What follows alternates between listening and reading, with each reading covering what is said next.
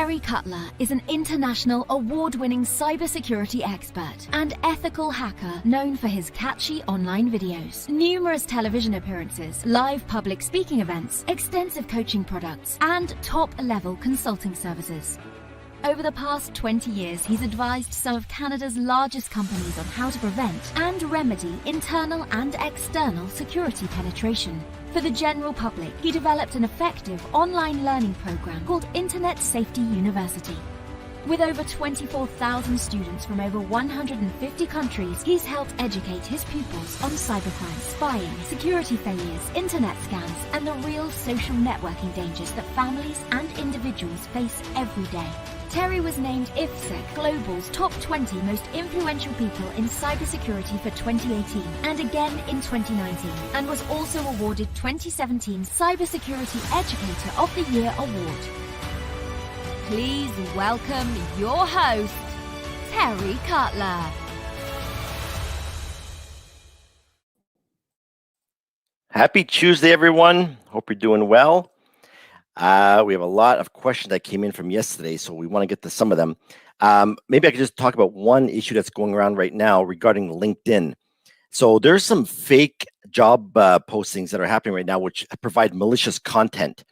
So one of the things you can be aware of is it'll say, for example, your first name, last name, and your current job title. So you're gonna get a random message from somebody who's already connected to you, saying, hey, Terry, there's this great opportunity for you in cybersecurity.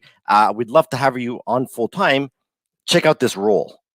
And you're going to receive a link to a file, which will most likely be a zip file. You're going to open it up. There's going to be a Word document in it, let's say.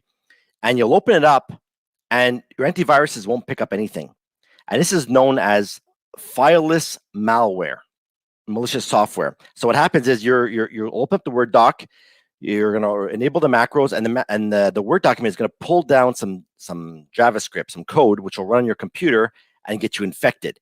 And once you're infected, the cyber criminals can have full control of your computer. They can download and upload files to your machine, monitor your keyboard. They have full control as if they're sitting there. So I want to get that out. So let's bring back to the show Sabina, who we got lots of positive feedback from yesterday's live. How are you today?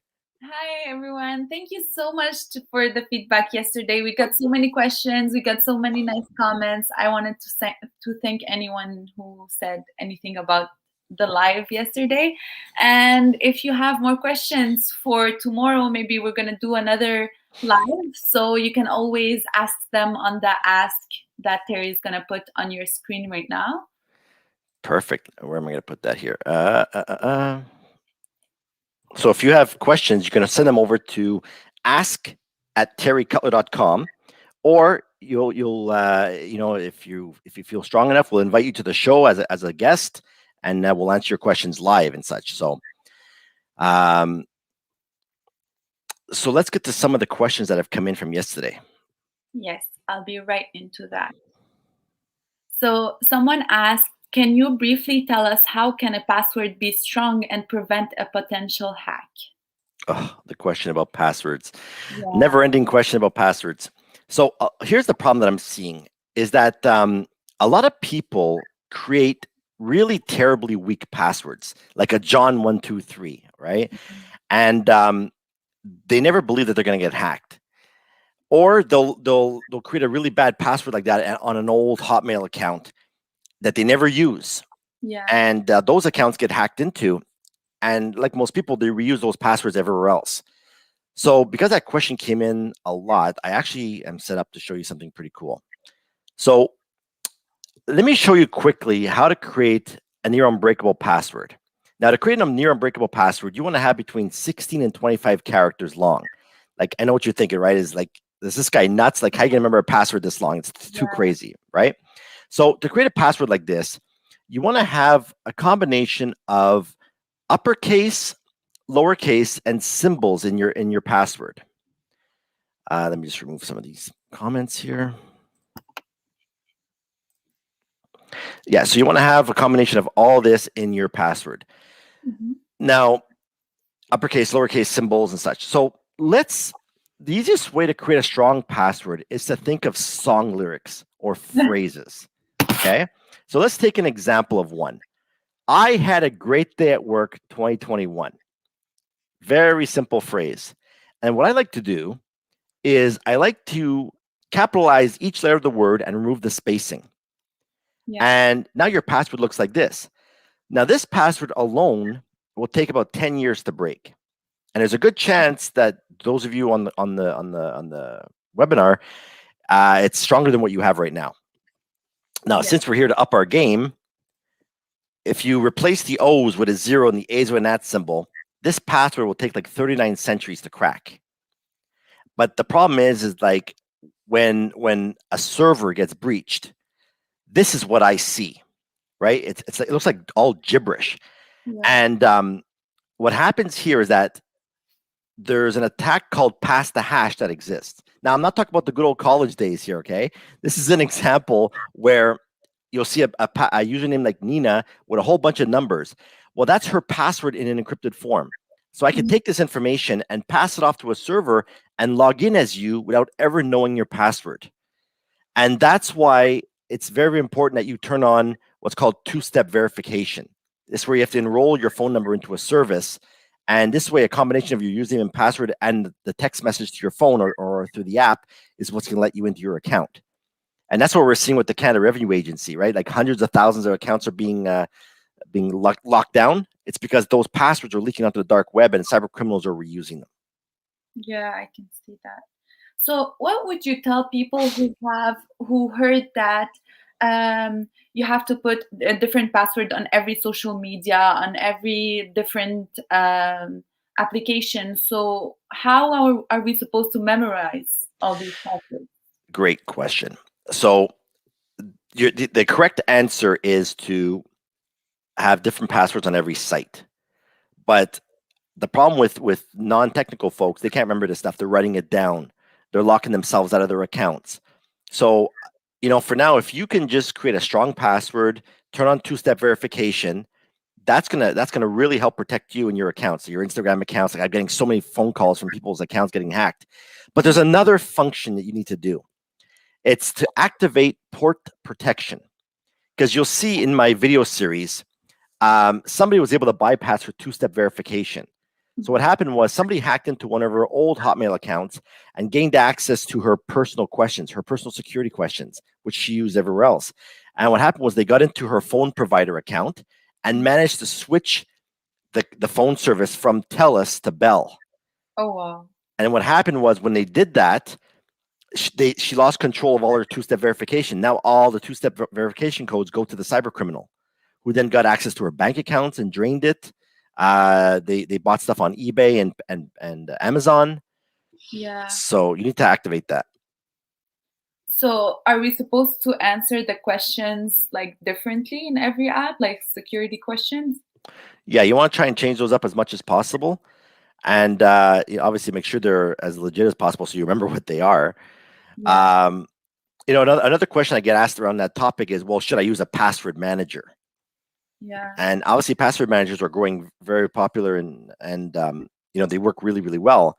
My only concern with password managers is that it creates these really long passwords, which mean nothing to you, right?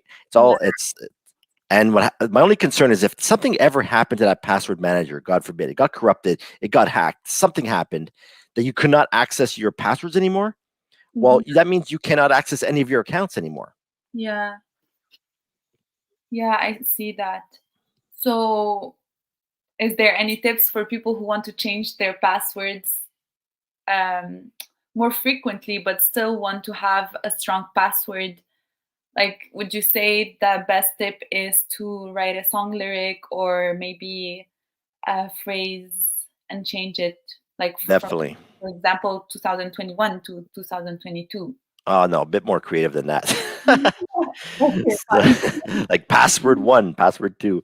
Yeah, you definitely want to have that.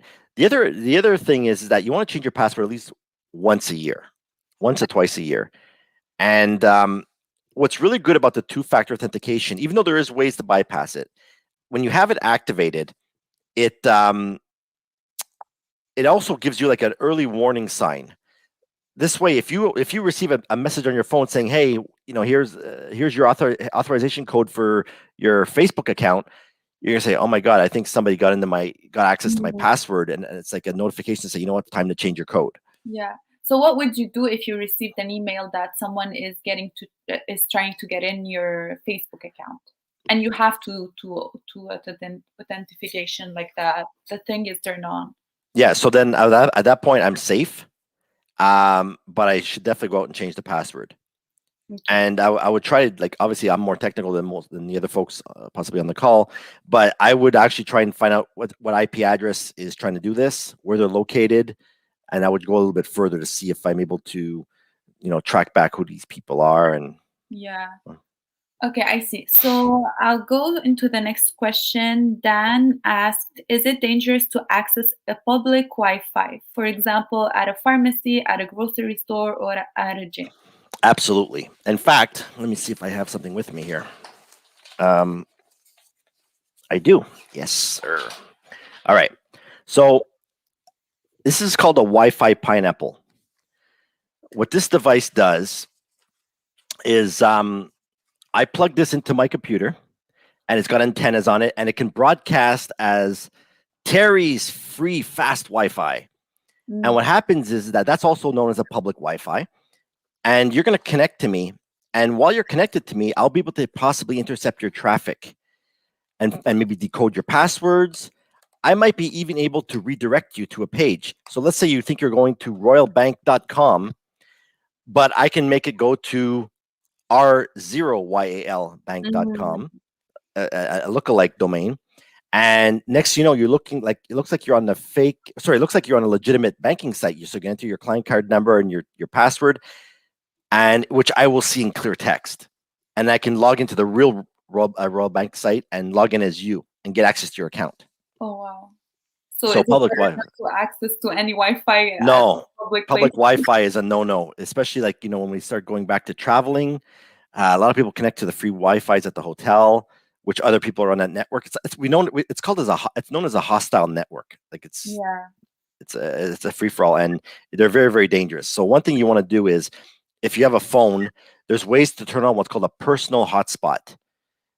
So you're going to be surfing off your phone's data plan, which will be more secure. And then you want to also use a VPN, like a Nord VPN or like a Norton 360 VPN that'll hide your communications while you're online.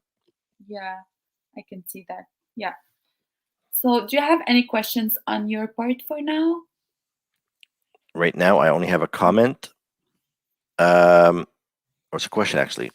How can we make sure that while making an online transaction, we're not leaving any traces for the hackers? Oh, that is a tough question. It's tough because every communication online leaves some type of digital footprint somewhere, either in a log or something like that.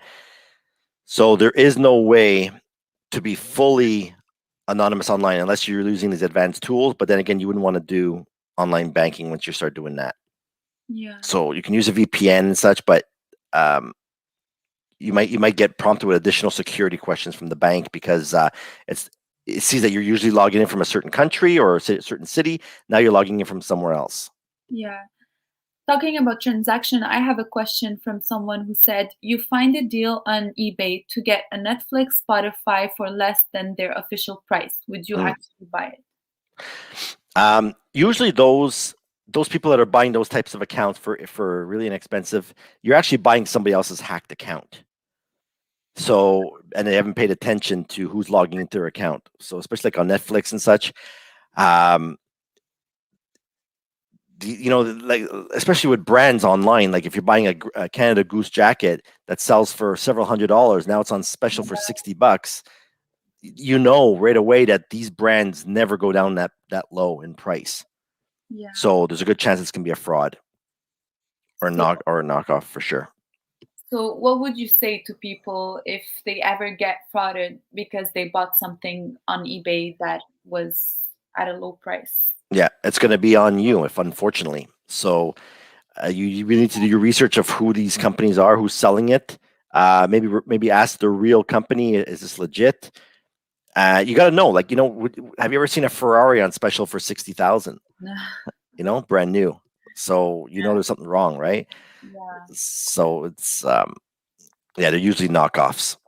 And that's another thing too. A lot of people don't realize that, if you buy fake merchandise, like the fake Michael Kors purses or the watches and stuff, and you start selling it, you're selling counterfeit material, and you can actually get sued by the manufacturers for that.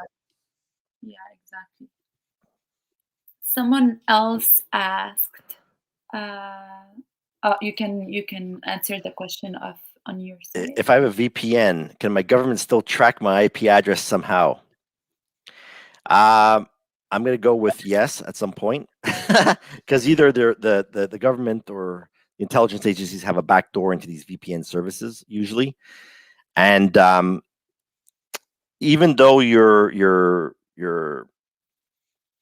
still hidden, I'm pretty sure that there's ways that, based on your mannerisms or what you've clicked on or shared, that they can still somehow trace back who you are. Yeah, exactly. I would say the same thing, actually. I think that they have so many options. Like, even though we're secure, even though we're private, like, they can still retrieve us. Correct. And Marius makes a comment to Shivankur, just do online transaction on reputable websites, and they will try their best to secure your financial details. Absolutely. Obviously, you really got to pay attention to the domain.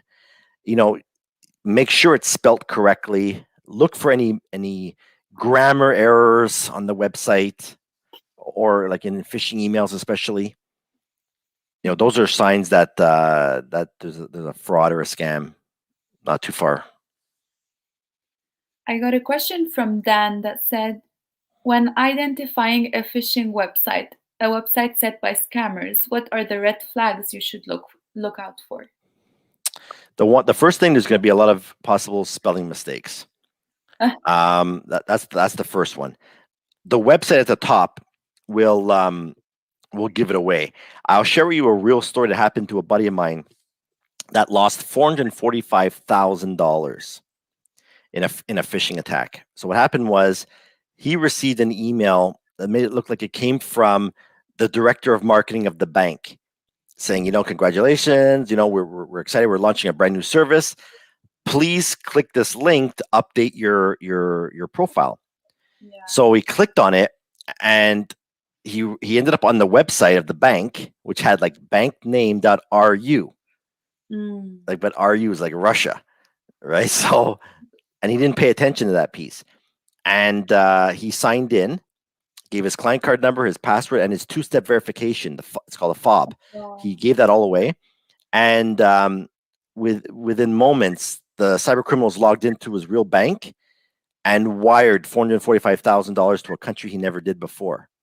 And the banks didn't stop it. And there was no additional security in place. So I actually had to go to the court for that. And we uncovered that the token, for example, that you give away usually is supposed to expire every 30 seconds. But with a bank like this one, it was every 15 minutes. So for 15 minutes, he couldn't log into his real bank account because the token was still in use. So he couldn't reach his account manager, and nobody was there to stop the transaction. Yeah, I guess how horrible it was. So yeah, luckily he only got half his money back, but it's still it shouldn't have happened in the first place. You really need to be aware. You need awareness training. That's what's key now. You have to start learning what to click on, what not to click on, and look for urgencies in the emails, things like that. Yeah.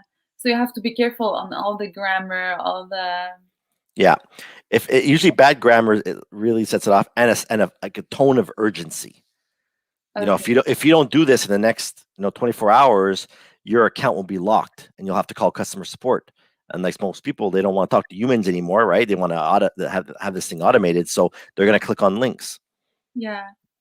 So talking about that, what would you say to people who receive phishing emails on their phone or like on their email account, and they don't know if it's actually their bank or if it's actually something they ordered online, and they can only see the email, they should click on it. So what would you say to these kind of people? that's hard to that's really hard to find out, because the new scams right now are really hard to decipher. And like an easy one would be, for example, like you receive a text message from your bank saying, hey, you got an Interact transfer waiting for you, and here's a link. And the link is all, it doesn't make any sense. A lot of people fall for that, unfortunately, and like a lot of Canadians lose millions of dollars in this scam. Yeah. So the obviously, like if you're receiving a fake email, it looks like it came from Amazon, did you order a package? Or the other thing would be, like, instead of clicking on the link in the email, go into the app or log into the official account to see if there's a notification waiting for you. Yeah. That's what I recommend, especially like on LinkedIn. A lot of people receive emails saying, hey, Johnny wants to connect with you. Instead of clicking connect, go into LinkedIn and see if there's something waiting for you there. Yeah. So what would you say to managers that want to prevent that their employees click on these kind of phishing emails? Is there a way to prevent that without telling them, oh, don't click on the email that you don't understand? There is. That's called awareness training. So, for example, at Psyology, we offer the dark web phishing and training simulator. So Okay. what that means is that your company would enroll your service with us, and what would happen is we would send emails to your employees that are going to be fake, and we get to see who's clicking on what, and you'll get a nice report that says, hey, Sally likes, she clicked on 14 emails this quarter. We need to get her trained or give her a warning.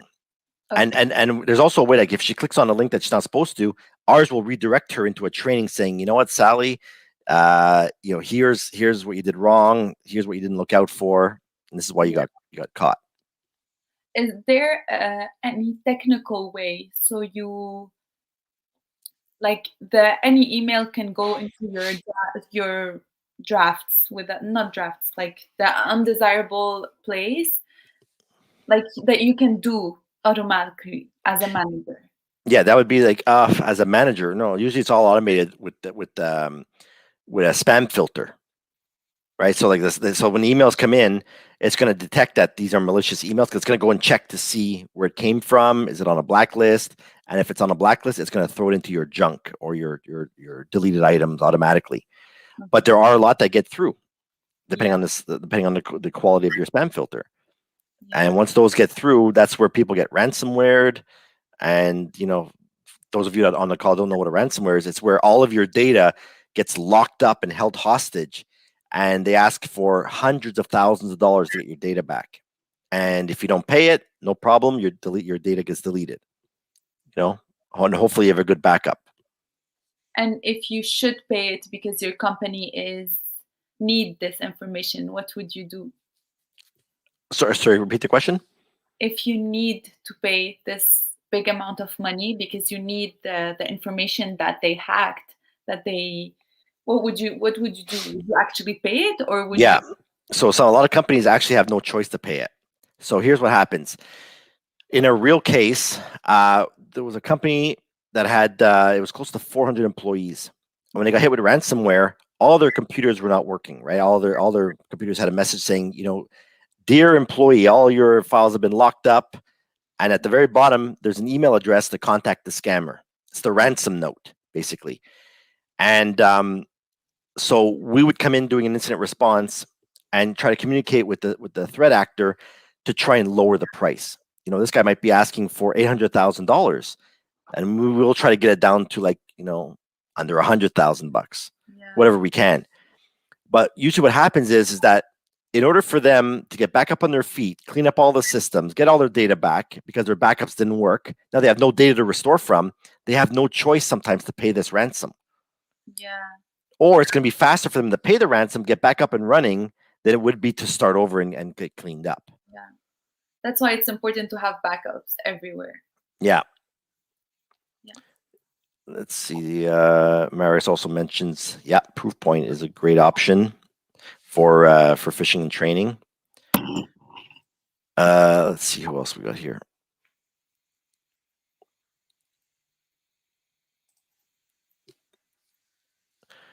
I'll let you pronounce the name. Sailage. Harish. Yeah. So, what are the best ways to stay protected and being hacked and probably not being hacked? Obviously, just to start off, I mean, I talk a lot about this in the Internet Safety University program, right? So, how to create a strong password, turn on your two-step verification. In the video series, by the way, for those of you that don't know, let me see if I can just put this up on screen for now. So I have free training available at internetsafetyuniversity.com. It's a free masterclass that's going to walk you through the current scams and threats that are happening to everybody right now. Because last year there was over 445 million cyber attacks against remote workers just in the first quarter of 2020. And so in this training, we're going to show you what those scams are, what those hacks are, and then we're going to show you in the next video like how to know if you actually are a target of cyber criminal. And I'll even show you within 4 minutes how to know if you've been hacked. So you'll load up a special software called Glasswire, which will show you in a graphical interface, what's leaving your computer, what's coming in, how much data is leaving, who it's talking to, like all that will show up in there. And then the third video will be how to protect your digital life, lock down all your accounts and such. Yeah, that's interesting to know. I think that some people will go and check it out. And on my side, I don't have any questions anymore.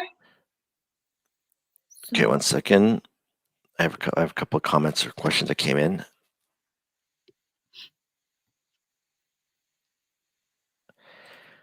The best security is zero trust and only need to know access to information. Absolutely correct. So a lot of companies right now are going towards a zero trust model, which is very, very difficult to do. This means that you don't trust anybody in the company because anybody can be compromised or paid off. I've actually seen that in a real company where folks from an Asian country bought an employee. They paid him off to steal secrets from the company. And we were able to see that because what happened was we created a fake, we call it a honey doc. It's a special Word document that sits in a folder that only certain people know about.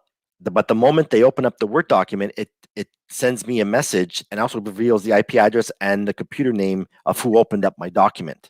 Okay. So that's cool. That's really interesting for big and small companies to know about that. Yeah. Right. This one here from Aram. Should cybersecurity be on the electoral agenda of our governments? And who should invest in awareness campaigns? Okay, so yes, cybersecurity right now is the number one threat happening right now because nobody's robbing banks anymore, right? So everything's done online and it's becoming increasingly difficult to find out who's behind it.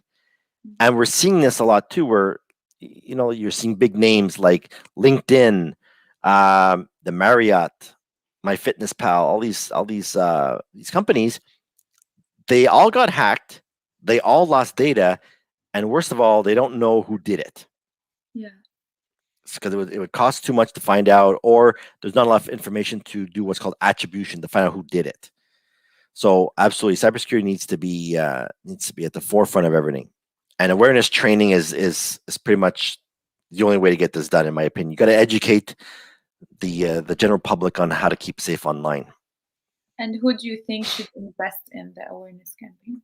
Everybody's responsible for cybersecurity right now. It's not just the IT department; it's the executives. It's the receptionists at a company should know about awareness training. People at home, they want to protect their kids online against cyberbullying and cyber harassment, but they don't even have a clue about some of the apps they're using. Yeah, exactly. So it's very, very broad. It's a very difficult field to be in, cybersecurity. Yeah. And it's always upgrading, so you have to know any new stuff. You have to be upgrading with them and knowing more about everything. Exactly. Everyone should configure security and privacy settings in the browser, two-factor authentication for all accounts, including emails, change your password every 90 days, and check your free credit report. Absolutely. So on the free credit report, there's ways to find out who accessed your credit information. Now, and in some places in the US, you can actually freeze your credit, which means that no one can open up new accounts under your name unless they show up in person with identification. Changing the password every 9 days is doable, but I know so many people that just get fed up and they write their passwords down under the keyboard, you know?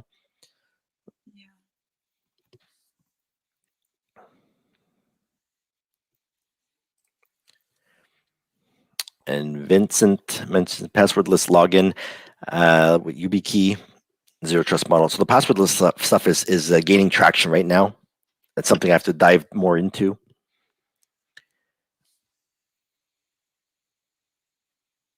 What is YubiKey? It's kind of like a password manager. Okay. Would you recommend whenever Apple says, do you want to use this password? And the password is like with slashes 49YZ. Yeah. You recommend that people. It's the suggested password. Yeah. So that kind of goes back to the same concept I mentioned earlier. It's like a credential manager, a password manager. So Safari has one, you know, Chrome has one, Mozilla, all of them have it, where you can store your password into the browser. But the moment that I'm able to breach your system, there's ways for me to extract your passwords out of the browser or maybe out of the computer.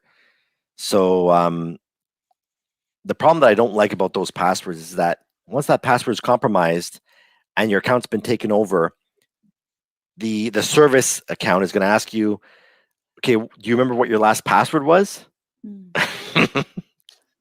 Nope. That's for sure. I don't remember. So that's it. That's all the questions I have on my side. Yeah, me too. I don't have any more. Which is great timing, actually. Keep it short and sweet. Everybody gets to get back to work, people. Awesome. Well, thank you again for your time today. And then we'll see what other questions come in for tomorrow. We'll try to do something around the same time tomorrow. Lunch and learn. And yeah, thank you. Thank you so much for everyone, and thank you, Terry, for your time. I know you're super busy right now with all your clients, and yeah. My pleasure. I just wanted to say, for the people who didn't assist on the yesterday's live, we talked about Terry's book too, and it's really educating. And I just wanted to say that businesses, for people who are individual people who like cybersecurity and want to know more about it, the book is in the link. I can see it right now, so you can have a copy if you want. And I read it and I love it, and I didn't know anything about cybersecurity before that, so yeah, it was really interesting. And you found that the book, actually, I have a copy of the book here, actually, because so the book is geared towards. Actually, here's one of the comments that I got was, well, Terry, I'm not in cybersecurity, so I don't need your book. So what this book is designed for, think of it as internet safety for dummies. It's a book that was designed for non-technical people, the average person that doesn't have a clue about this stuff, and helps them, you know, stay up to date with any threats that are coming out. And it has the COVID-19 scams in there as well. So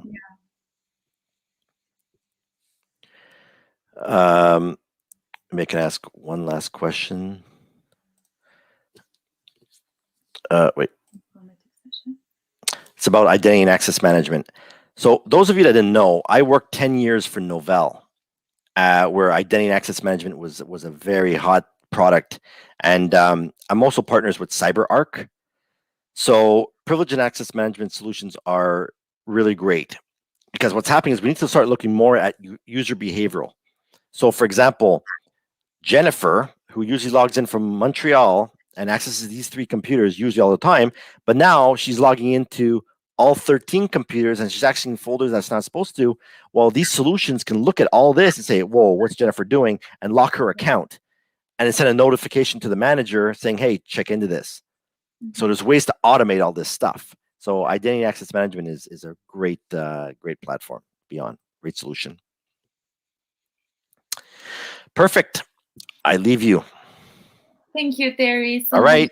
And we will again, if they have any questions, you can send over your questions to ask terrycutler.com. Yeah. And we'll get them answered on the next shows. Perfect. Have a nice day, everyone. Take care. Bye.